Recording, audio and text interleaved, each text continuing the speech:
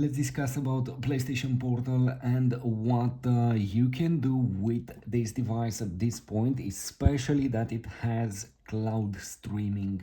I will try to answer briefly to all the questions in case if you don't know what's happening at this point and how to use this device with PlayStation 5 or not.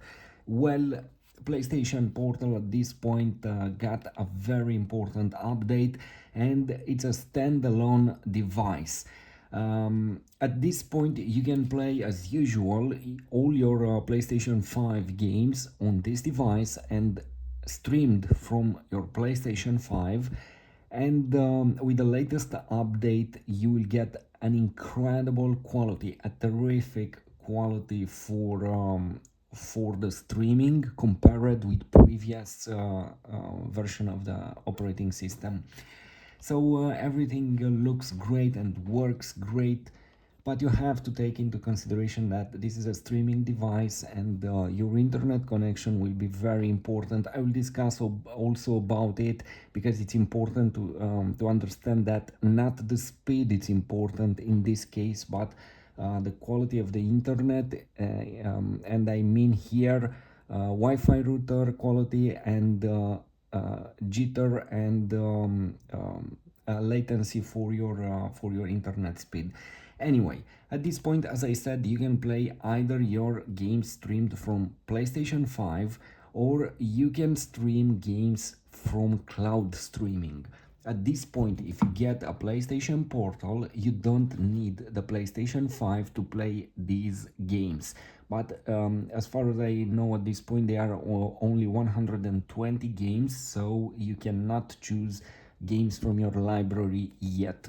This is a beta version of the system anyway. I believe in the future they will offer us this possibility. But also to play all these games, you will need the most expensive variant of their the most expensive plan from Sony. So you will need a premium version. As you know, there are three plans. The basic one, the extra one, and the premium one. So only with that one you can play these games. Once you start the device like this, you can choose either PlayStation 5 or cloud gaming. As I said, if you just buy at this point the PlayStation Portal, you start it, you don't need PlayStation 5 to play these games. Just put your account on it and you can enjoy all these games. As I said, there are 120 games. I will show you the games fast here. You have the possibility to stream them and to play them at a very good quality. Also, when you start a game, you can choose the streaming quality, either 1080p resolution or 720p resolution. So it depends how good your internet is. This is how it looks, basically this screen, the cloud streaming beta. I will show you immediately a game. Let's start. For example, I have gameplays with Uncharted, The Last of Us. Let's go with Ghost of Tsushima. You hit stream, and this is the time that you wait to start the game. It's very fast, and at this point the quality for stream cloud games, it's incredible. It's better in my opinion than what you get when you play games with PlayStation streaming from PlayStation 5. You will have the saves for your game, so this is really nice, the integration with PlayStation 5 with cloud system. You will have your games here. You can play either here from the cloud. If you go, for example, after this session to your PlayStation 5 on TV, you will have the same continue here and you won't lose anything. So this is fantastic. This is how it looks, Ghost of Tsushima here from cloud. As I said, At this point, you have the possibility to choose here 1080p resolution or 720p resolution. This is how you summon the screen menu here to choose either the brightness, to close the game, or to add headset. In my opinion, the quality is phenomenal for a beta version of this system. Look.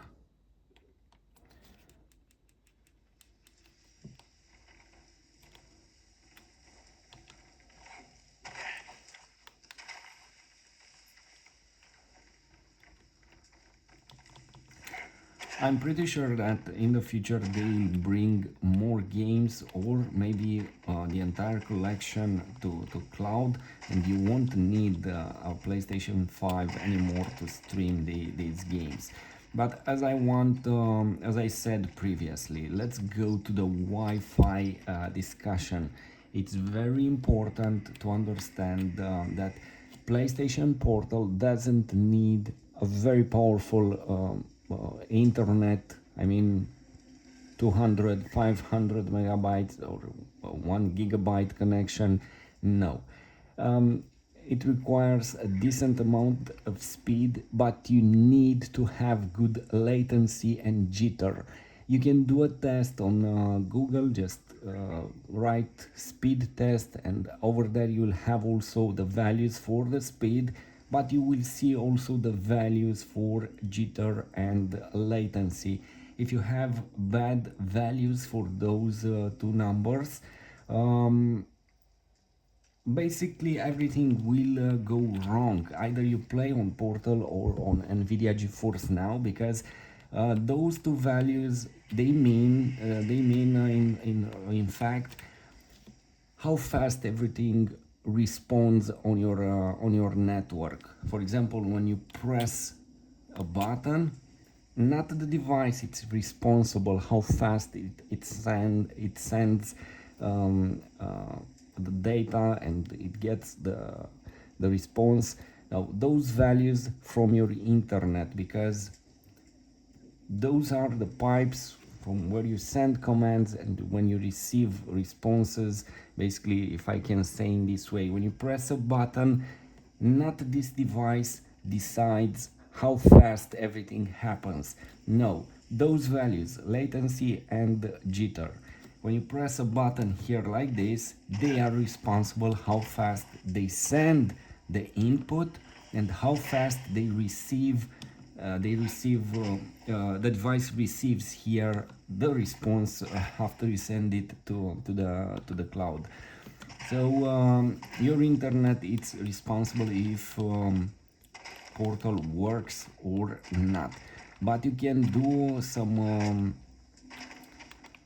settings in your Wi-Fi router, also extremely important. I hope you really see this part. If, on your Wi-Fi router, don't use automatic profile for your bands. So don't let the 2 gigahertz band to be united with 5 gigahertz band in an automatic profile. If you don't see on your Wi-Fi route, on your Wi-Fi connections on phone or here, if you don't see a 2 gigahertz connection or 2.4 gigahertz connection for your router and another one with 5 gigahertz connection, then everything is lost. If you use that automatic profile, your Wi-Fi router will basically mix those two frequencies and all the bands, and the Wi-Fi router will decide what to offer to your device. And your device needs, for speed, it needs a pure 5 gigahertz connection. And sometimes the Wi-Fi router having other devices connected, and probably the the internet having some, I don't know, fluctuations, let's say, it will decide it's better to offer the 2.4 gigahertz connection to your device. And at that point, the device, it's basically destroyed the quality here. So make sure that you create two profiles for 2.4 gigahertz and another one for 5 gigahertz. Make sure that you have at least a medium quality Wi-Fi router, because the Wi-Fi router, it's basically a PC that manages your internet connections. Look it in this way: you have the internet connection and you have to distribute it to your devices. If your Wi-Fi router is slow, it has low RAM memory or low processing power, when you connect your phone, a tablet, a TV, a PlayStation Portal, or not to mention also the PlayStation 5, it will struggle to distribute that amount of data between your devices, and at some point it will have lag and it will create a mess where to send it fast or how to prioritize it. That's why it's important to create some profiles to give, for example, to PlayStation 5 and PlayStation Portal priority to use the net over other devices. You have those kind of settings in your Wi-Fi router, and basically this is it. Once you create separate connections for your Wi-Fi router, 2.4 gigahertz and another one for 5 gigahertz, connect this one to 5 gigahertz.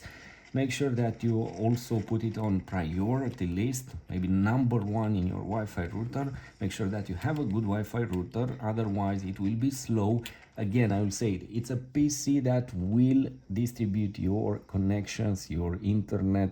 See it in this way, not just any router works. No, that's a myth. It needs to have some power to to to be capable to work with multiple devices, because in general almost all basic Wi-Fi routers, when you connect some devices to them, a few devices, you don't need a lot of devices. But if you have, for example, 3 or 4 devices, even 2 maybe, if you are watching some videos or so, it will be lost and it won't know what to do at some point, because if it's slow, if it's weak, it doesn't have that power to give you what you need. So make sure that you have a decent Wi-Fi router. It's a very good investment, especially if you play like this. Just look how fantastic this game looks, and for me it feels like it's a native game installed here. To mention that it looks absolutely incredible here, terrific quality. So what can I say more? Basically, these are my advices how to make your games better or perfect on your PlayStation Portal. And if you want, for example, to close the game, you can save it.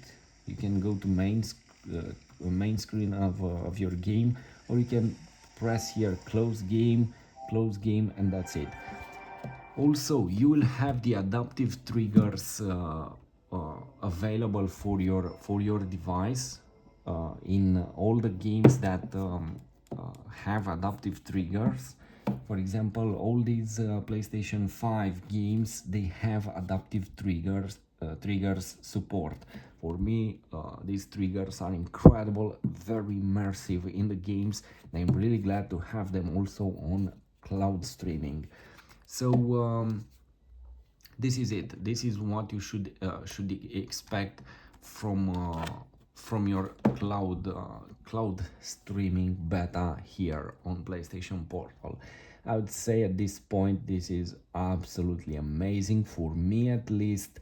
I like it. I love how they improved everything with the latest update, and how at this point PlayStation Portal, it seems it feels like a standalone device, having access to games without uh, the help of PlayStation 5. At this point, you can play all these from the cloud. And the quality, again, I'm saying it's amazing. And as you know, I have a lot of handheld devices. Legion Go, I had the Asus ROG Ally, I had the Steam Deck OLED, I had the Steam Deck LCD also, And this one, it's my number one at this point because I just play games at an incredible quality and I don't hear the fans here, the noise, the heat. Battery is fantastic also, and I love it. For me, it's an impressive device. Not to mention that I have the adaptive triggers in games. The adaptive triggers for me are irreplaceable. So this is it. If you have questions, write them. Also, don't forget to like, share, and subscribe. To write a comment, it really helps me here, and I'm glad to see all your comments. And in this way, I'm able to create new videos here. So thanks for being here, and I'm waiting for your feedback and questions. Thanks.